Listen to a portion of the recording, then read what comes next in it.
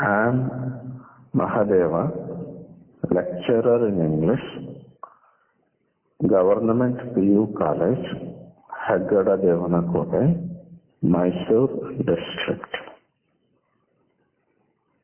ದ್ವಿತೀಯ PUCಯಲ್ಲಿ ಇರುವಂತಹ English text book ಅನ್ನು ಕೆಲವು ಘಟಕಗಳನ್ನು ಪರೀಕ್ಷಾ ದೃಷ್ಟಿಯಿಂದ ಪರೀಕ್ಷೆಯಲ್ಲಿ ಉತ್ತೀರ್ಣವಾಗುವ ಸಲುವಾಗಿ ವಿಶೇಷವಾಗಿ ಕನ್ನಡ ಮಾಧ್ಯಮದ ಹಳ್ಳಿಯ ವಿದ್ಯಾರ್ಥಿಗಳಿಗೆ ಸುಲಭವಾಗುವಂತೆ ಸರಳಗೊಳಿಸಿ 1 ಅಂಕದ ಪ್ರಶ್ನೆಗಳು ಮತ್ತು ಸಂಕ್ಷಿಪ್ತ ಸಾರಾಂಶವನ್ನು ಈ ವಿಡಿಯೋಗಳ ಮೂಲಕ ನೀಡುವ ಪ್ರಯತ್ನವನ್ನು ಮಾಡುತ್ತೇನೆ.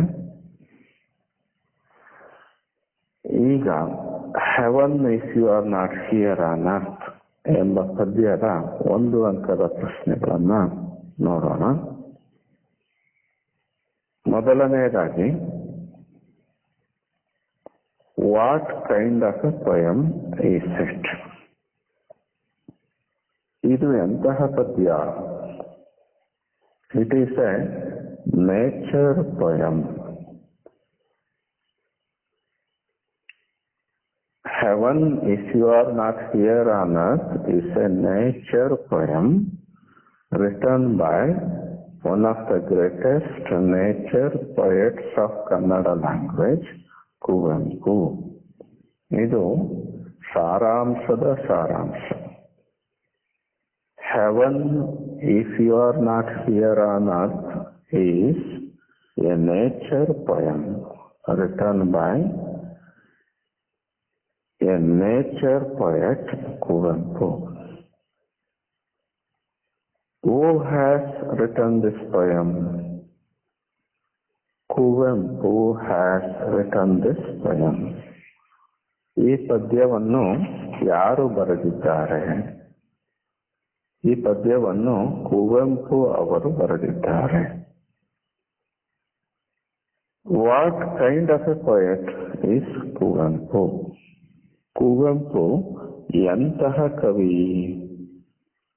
Kuvempu is a nature poet. Kuvempu ಅವರು ಪ್ರಕೃತಿಯ ಕವಿಯಾಗಿದ್ದಾರೆ.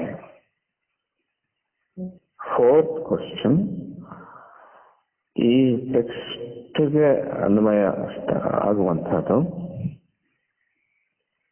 Whom does the poet address in this poem? ಈ ಪದ್ಯದಲ್ಲಿ ಕವಿ ಯಾರನ್ನ ಕುರಿತು, ಯಾರನ್ನು ಸಂಬೋಧಿಸಿ ಹೇಳುತ್ತಿದ್ದಾರೆ? The poet addresses heaven in this poem. ಈ ಪದ್ಯದಲ್ಲಿ ಕವಿ ನೇರವಾಗಿ ಸ್ವರ್ಗಕ್ಕೇನೆ ಸಂಬೋಧಿಸಿ ಹೇಳುತ್ತಾರೆ. Heaven, if you are not here on earth, where else could you be? The poem is addressed to the heaven. Where is heaven? According to the poet Kuvempu, in the poem, heaven, if you are not here on earth. Where is heaven? ಸ್ವರ್ಗ ಎಲ್ಲಿದೆ? Heaven is on the earth. ಸ್ವರ್ಗ ಭೂಮಿಯಲ್ಲಿದೆ. ಸ್ವರ್ಗ ಭೂಮಿಯ ಮೇಲಿದೆ. Next question. Who are we? According to the poet. ಕವಿಯ ಪ್ರಕಾರ ನಾವು ಯಾರು? We are gods and nymphs. We are gods. According to the poet, we are gods. Who are gods? We ourselves are gods. ದೇವರು ಯಾರು? ನಾವೇ ದೇವರು. We ourselves are God's.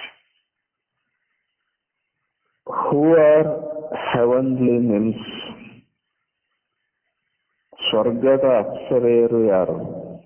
All women. ಎಲ್ಲಾ ಸ್ತ್ರೀಯರು ಸ್ವರ್ಗದ ಅಪ್ಸರೆಯರು ಎಂದು ಕುವೆಂಪು ಹೇಳುತ್ತಾರೆ. Who are heavenly nymphs? All women. Next question. When does the stream roar?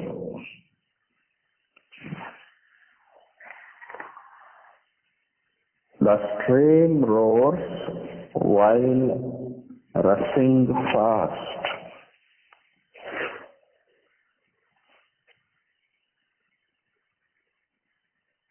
The stream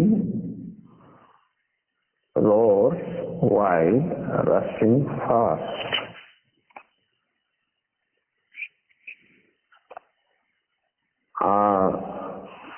ಮೊರೆ ಮೊರೆಯುತ್ತ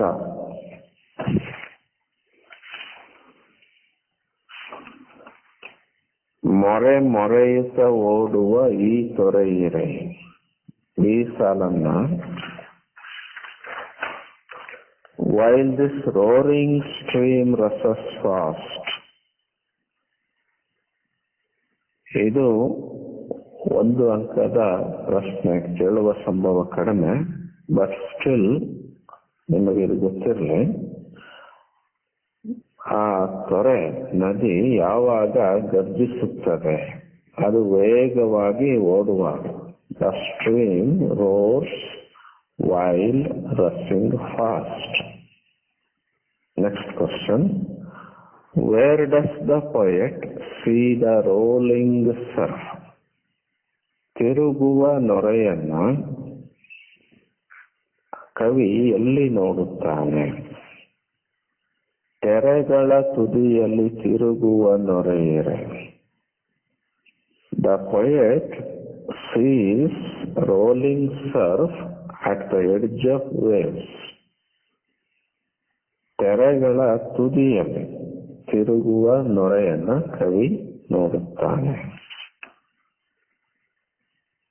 what does the poet see at the edge of waves? ಕೆರೆಗಳ ತುದಿಯಲ್ಲಿ ಕವಿ ಏನನ್ನ ನೋಡುತ್ತಾನೆ?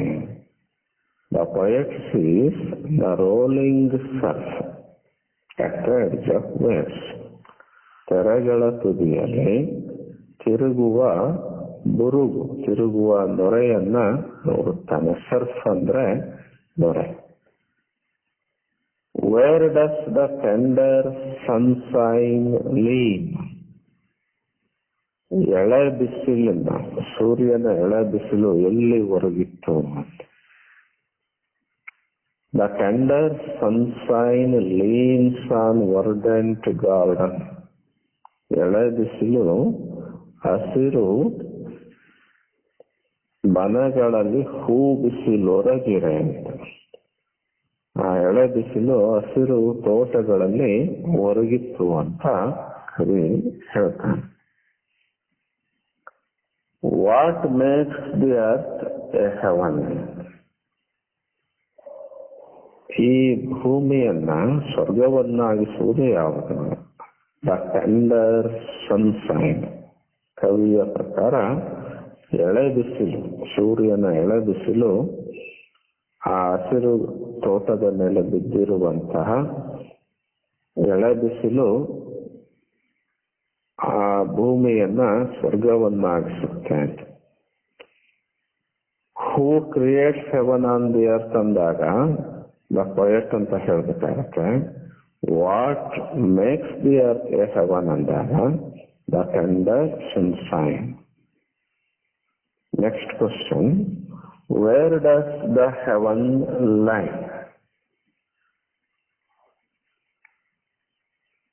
ಸ್ವರ್ಗ ಎಲ್ಲಿ ಬಿದ್ದಿತ್ತು, ಎಲ್ಲಿ ಹರಡಿತ್ತು? ಸುಗ್ಗಿಯ ಸೊಬಗಲಿ ತಿಂಗಳ ಬೆಳಕಲ್ಲಿ ಸಗ್ಗವು ಬಿದ್ದಿರುವುದು ಅಲ್ಲಲ್ಲಿ. In the splendor of harvest and of moonlight, heaven lies all over.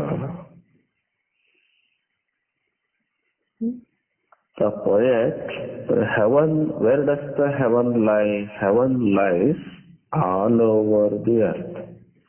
ಭೂಮಿಯ ಮೇಲೆಲ್ಲ ಸ್ವರ್ಗ ಚೆಲ್ಲಾಡಿದೆ, ಬಿದ್ದಿದೆ, ಹರಡಿದೆ. What does the poet see in the splendor of harvest and of moonlight? ಸುಗ್ಗಿಯ ಸಮೃದ್ಧಿಯಲ್ಲಿ, ಚಂದ್ರನ ಬೆಳದಿಂಗಳಲ್ಲಿ ಕವಿ ಏನನ್ನ ಕಾಣ್ತಾನೆ? ಸ್ವರ್ಗವು ಬಿದ್ದಿರುವುದನ್ನ ನೋಡ್ತಾನೆ. What does the poet imbibe and spill? ಕವಿ ಏನನ್ನ ಕುಡಿದು ಚೆಲ್ಲುತ್ತಾನೆ? The song of nectar. ಭೂಮಿಯ ಮೇಲಿನ ಪ್ರಕೃತಿಯ ಸೌಂದರ್ಯಾಮೃತದ ಹಾಡನ್ನ ಕುಡಿದು ತನ್ನ ಕಾವ್ಯದಲ್ಲಿ ಚೆಲ್ಲುತ್ತಾನೆ. The poet imbibes the beauty of nature and spills it in his poems. Imbibe ಅಂದ್ರೆ ಕುಡಿಯೋದು, ತೀರೋದು ಅಂತ ಅರ್ಥ. How does the poet create heaven on the earth? ಇದು ಒಂದು ಅಂಕದ ಪ್ರಶ್ನೆಗೆ ಕೇಳಿದಾಗ ಕವಿ ಭೂಮಿಯ ಮೇಲೆ ಹೇಗೆ ಸ್ವರ್ಗವನ್ನು ಸೃಷ್ಟಿಸುತ್ತಾನೆ ಅನ್ನೋದು ಒಂದು ಅಂಕ ಆದ್ರೆ, ಅವಾಗ by imbibing and spilling the song of nectar ಅಂತ ಬರೀಬೇಕಾಗತ್ತೆ. ಆದ್ರೆ ಒಂದು ಅಂಕದ ಪ್ರಶ್ನೆ ಆಗೋದಿಲ್ಲ ಇದು.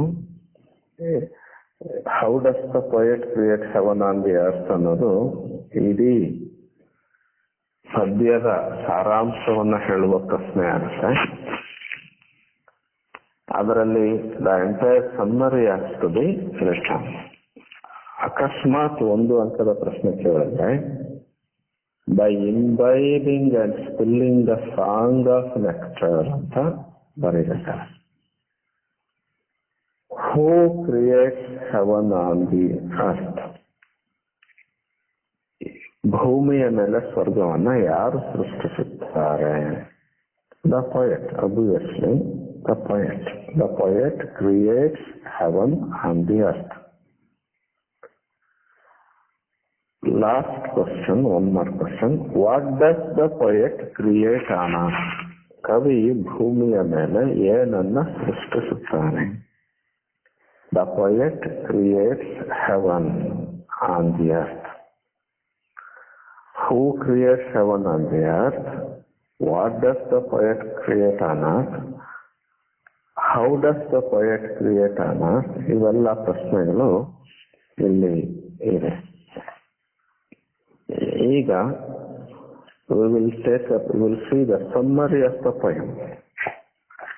ಈ ಸಮ್ಮರಿಗೆ ಪ್ರಶ್ನೆ,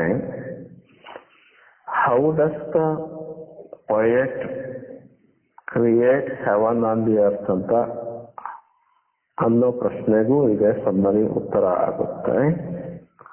How does the poet create heaven on the earth? ಆ ಪ್ರಶ್ನೆ ಆಗಲಿ, ಅಥವಾ how does the poet Kuvempu glorify the beauty of nature in his poem Heaven if you are not here on the earth? ಇದಕ್ಕೆ ಈ short summary ಉತ್ತರ ಆಗುತ್ತೆ.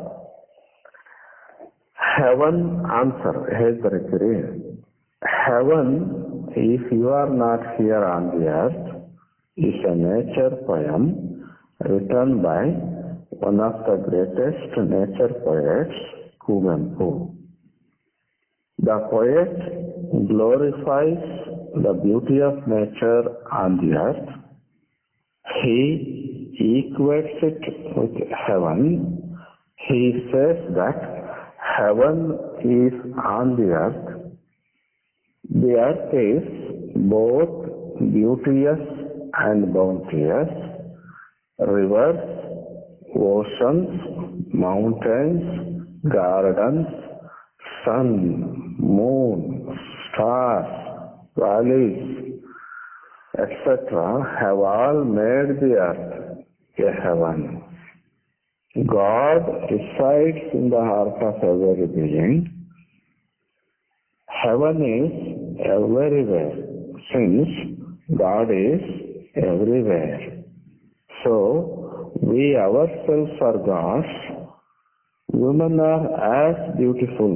All women are as beautiful as heavenly nymphs.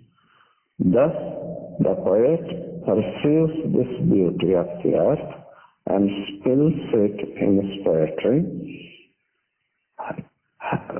Thus, he creates heaven on the earth. This is a short summary. I will repeat once more.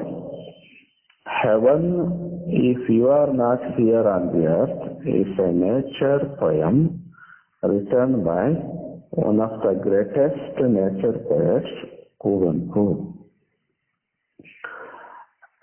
ಸ್ವರ್ಗವೇ ನೀನು ಭೂಮಿಯೊಳು ಇರದಿರ ಎಂಬುದು ಒಂದು ಪ್ರಕೃತಿಯ ಕವನ. ಒಬ್ಬ ಕುವೆಂಪು ಅಂತಹ ಪ್ರಕೃತಿಯ ಕವಿ ಇದನ್ನ ಬರೆದಿದ್ದಾರೆ. ಕವಿ ಪ್ರಕೃತಿಯ ಸೌಂದರ್ಯವನ್ನ ಇಲ್ಲಿ ವೈಭವೀಕರಿಸುತ್ತಾನೆ. The poet glorifies the beauty of nature. ಕವಿ ಭೂಮಿಯ ಮೇಲೆ ಸ್ವರ್ಗವನ್ನ ಹೇಗೆ ಸೃಷ್ಟಿಸುತ್ತಾನೆ? How does the poet create heaven on the earth? How does the poet glory ಹೇಗೆ ವೈಭವೀಕರಿಸುತ್ತಾನೆ? ಕವಿ ಭೂಮಿಯ ಮೇಲಿನ ಪ್ರಕೃತಿಯ ಸೌಂದರ್ಯವನ್ನು ವೈಭವೀಕರಿಸುತ್ತಾನೆ. ಅದನ್ನು ಸ್ವರ್ಗಕ್ಕೆ he equates with heaven, ಸ್ವರ್ಗಕ್ಕೆ ಸಮೀಕರಿಸುತ್ತಾನೆ. ಸ್ವರ್ಗವು ಭೂಮಿಯ ಮೇಲಿದೆ ಎಂದು ಅವರು ಹೇಳುತ್ತಾರೆ. ಈ ಭೂಮಿಯು ಸುಂದರ ಮತ್ತು ಸಮೃದ್ಧವಾಗಿದೆ. This earth is both beauteous and bounteous. ಇಲ್ಲಿರುವ ನದಿಗಳು, ಸಾಗರಗಳು, ಪರ್ವತಗಳು, ಉದ್ಯಾನಗಳು, ಸೂರ್ಯ, ಚಂದ್ರ, ನಕ್ಷತ್ರಗಳಿವೆಲ್ಲವೂ ಭೂಮಿಯನ್ನು ಸ್ವರ್ಗವನ್ನಾಗಿಸಿದೆ. ಪ್ರತಿಯೊಂದು ಜೀವಿಯ ಹೃದಯದಲ್ಲಿ ದೇವರು ನೆಲೆಸಿದ್ದಾನೆ. ಮತ್ತೆ ದೇವರು ಸರ್ವತ್ರ ಇದ್ದಾನೆ. ಹಾಗಾಗಿ ನಾವೇ ದೇವರುಗಳು. ಎಲ್ಲಾ ಸ್ತ್ರೀಯರು ದೇವಲೋಕದ ಅಪ್ಸರೆಯರಂತೆ ಸುಂದರವಾಗಿದ್ದಾರೆ. ಕವಿ ಭೂಮಿಯ ಈ ಸೌಂದರ್ಯವನ್ನ ಗ್ರಹಿಸುತ್ತಾನೆ ಮತ್ತು ಅದನ್ನು ತನ್ನ ಕಾವ್ಯದಲ್ಲಿ ಚೆಲ್ಲುತ್ತಾನೆ. ಹೀಗೆ ಅವನು ಭೂಮಿಯ ಮೇಲೆ ಸ್ವರ್ಗವನ್ನು ಸೃಷ್ಟಿಸುತ್ತಾನೆ. The poet glorifies the beauty of nature on the earth. He equates it with heaven. He says that heaven is on the earth. The earth is both beauteous and bounteous. Rivers, oceans, mountains, gardens, sun, moon, stars have all made the earth a heaven. God resides in the heart of every being and He is everywhere. He is all over. So, heaven is everywhere. We ourselves are gods. All women are as beautiful as heavenly nymphs. The poet perceives this beauty of the earth and spills it in his poetry. Thus, he creates heaven on the earth. ಈಗ ಈ ಪದ್ಯವನ್ನ ಒಮ್ಮೆ ಮೂಲ ಕನ್ನಡದ ಪದ್ಯವನ್ನು ಮತ್ತೆ English ಅನುವಾದವನ್ನು ಒಮ್ಮೆ ಓದ್ತೇನೆ. ಸ್ವರ್ಗವೇ ಭೂಮಿಯೊಳಿರದಿರ ನೀನು, ಸ್ವರ್ಗವೇ ಭೂಮಿಯೊಳಿರದಿರ ನೀನು, ಮೇಲೆಲ್ಲಿಯೂ ನೀವಿಲ್ಲ ಇಲ್ಲ. ದೇವತೆಗಳು ನಾವಾಗಲಾರದಿರೆ ದೇವತೆಗಳು ಇನ್ನಿಲ್ಲ ಇಲ್ಲ. ದೇವತೆಗಳು ನಾವಾಗಲಾರದಿರೆ ದೇವತೆಗಳು ಇನ್ನಿಲ್ಲ ಇಲ್ಲ. ಅಪ್ಸರೆಯರು ನಾವಾಗಲಾರದಿರೆ ಅಪ್ಸರಿಯರು ಬೇರಿಲ್ಲ ಇಲ್ಲ. ಮೊರೆ ಮೊರೆಯುತ್ತ ಓಡುವ ಈ ತೊರೆಯಿರೆ ತೆರೆಗಳ ತುದಿಯಲ್ಲಿ ತಿರುಗುವ ನೊರೆಯಿರೆ. ಮೊರೆ ಮೊರೆಯುತ್ತ ಓಡುವ ಈ ತೊರೆಯಿರೆ ತೆರೆಗಳ ತುದಿಯಲ್ಲಿ ತಿರುಗುವ ನೊರೆಯಿರೆ. ಹಸುರು ಬನಗಳಲ್ಲಿ ಹೂ ಬಿಸಿಲೊರಗಿರೆ ಕೋಮಲ ರವಿಯಿರೆ ನಾಕವು ಈ ಧರೆ. ಹಸುರು ಬನಗಳಲ್ಲಿ ಹೂ ಬಿಸಿಲೊರಗಿರೆ ಕೋಮಲ ರವಿಯಿರೆ ನಾಕವು ಈ ಧರೆ. ಸುಗ್ಗಿಯ ಸೊಬಗಲಿ ತಿಂಗಳ ಬೆಳಕಲಿ ಸುಗ್ಗಿಯ ಸೊಬಗಲಿ ತಿಂಗಳ ಬೆಳಕಲಿ ಸಗ್ಗವು ಬಿದ್ದಿರುವುದು ಅಲ್ಲಲ್ಲಿ. ಸಗ್ಗವು ಬಿದ್ದಿರುವುದು ಅಲ್ಲಲ್ಲಿ. ಕಬ್ಬಿಗ ನಿಂಚರ ಸೊದೆಯೊಂದು ಚೆಲ್ಲಿ ಕಬ್ಬಿಗ ನಿಂಚರ ಸೊದೆಯೊಂದು ಚೆಲ್ಲಿ ಸಗ್ಗವ ಮಾಳ್ಪನು ಈ ಭುವಿಯಲ್ಲಿ. ಸಗ್ಗವ ಮಾಳ್ಪನು ಈ ಭುವಿಯಲ್ಲಿ. Heaven, if you are not here on earth, where else could you be? Heaven, if you are not here on earth, where else could you be? If we ourselves cannot be gods, then there can be no gods. If we ourselves cannot be gods, then there can be no gods. If we ourselves are not heavenly nymphs, the nymphs are not elsewhere. If we ourselves are not heavenly nymphs, the nymphs are not elsewhere. While this roaring stream rushes fast, while this roaring stream rushes fast, rolling surf at the edge of waves, the tender sunshine leans on the verdant gardens, and then the gentle sun makes this earth heaven. The tender sunshine leans on verdant gardens, and then the gentle sun makes this earth heaven. In the splendor of harvest and of moonlight, in the splendor of harvest and of moonlight, heaven lies all over. Heaven lies all over. Imbibing and spilling the song of nectar, imbibing and spilling the song of nectar, the poet thus creates heaven on earth. Imbibing and spilling the song of nectar, the poet thus creates heaven on the earth.